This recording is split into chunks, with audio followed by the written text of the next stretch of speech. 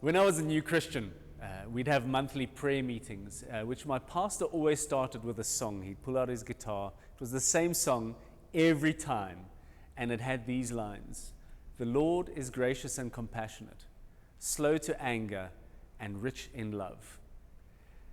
And as the year went by of my first year as a Christian, I began to realize that this line is not just from a song, it's actually a key phrase in the Bible. It originates in Exodus, from the very mouth of God. When Moses asks to see the glory of God, God says, "You can't see my glory, but I will pass in front of you." And as God passes before Moses, he speaks these words: the Lord, a gracious and compassionate God, slow to anger and abounding in faithful love. This phrase is repeated another 8 times in the Old Testament. And I want us to focus today on that phrase, slow to anger, patient, long-suffering. This is a key aspect of who God is. It is one of his defining characteristics. He felt it necessary to share that with Moses then. It defines his dealings, especially with people. Think about it. When God appears before Moses like this, it's in Exodus 34, and he says these things about himself. It's just after the golden calf incident. Israel have seen God deliver them from Egypt. They've heard him speaking from Mount Sinai, and they still go and create an idol. God is rightfully angry.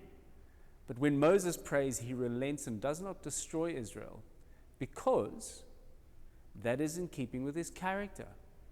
Moses learns the lesson that God is patient.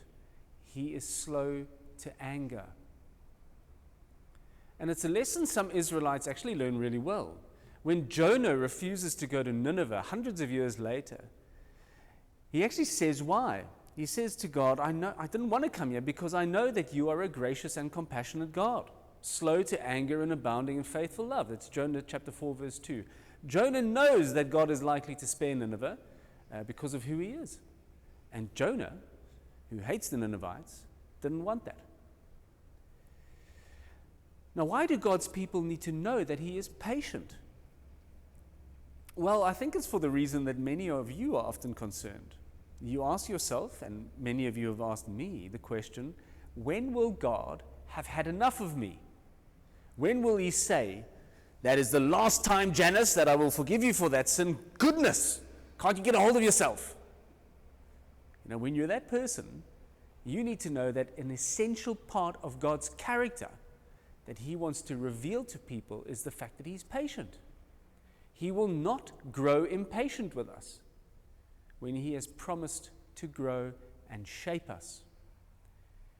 Which is why you and I as his people are so often called to live out that same characteristics, patience. Just think of Paul's famous words on love in 1 Corinthians 13 that apply much more to a church setting than a wedding setting. What is the first thing love is? You must have heard that enough times to know. Love is patient. Love is long-suffering. Love is slow to anger. This is something that we Christians want to practice in general as a church family. We want to show our love for one another by being patient with each other, because we understand how patient God has been with us, or at least we're growing in that understanding. But especially now, as we come to the end of this year, I want to ask us to reflect on that one phrase, love is patient, and to exercise the muscle of patience when it comes to 1, waiting for your group's turn to be at a service. 2, giving your elders some patience when we move slowly or do things differently to how you would want to do them. 3, taking a deep breath on Sundays when you want to yell at kids running around in the hall. 4, being slow to anger or slow to roll your eyes at each other because A, you're taking Corona so seriously, or B, you're just not taking it seriously enough. Be patient with one another. A few days ago, I was reading the line, "The Lord is slow to anger."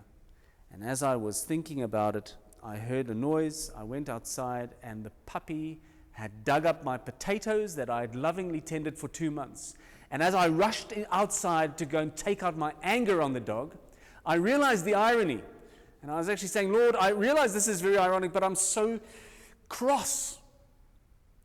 And I understood that God will grow and shape us to be just like Him and more patient through situations arising that help us to practice the muscle.